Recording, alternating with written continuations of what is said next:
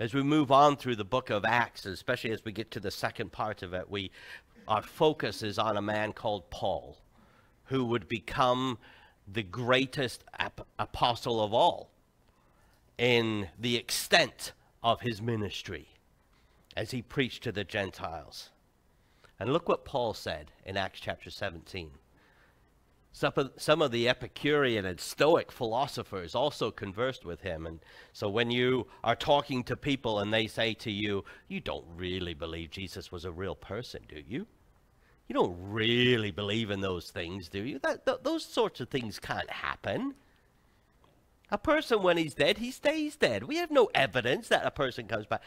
Those people that say those things to you have been saying that for thousands of years. And they said it to the Apostle Paul.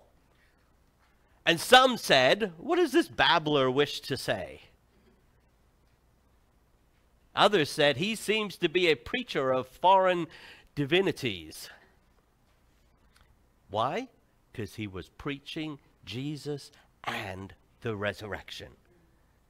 If he had just been teaching about a man who had these great and wonderful ideas of how to live a better life, they wouldn't have cared.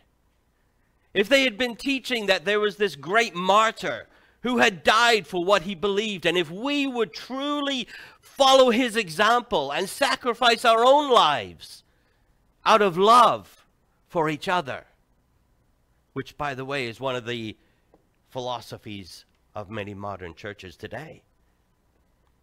And if it had just been teaching that, they would have left him alone. But the fact that he taught the resurrection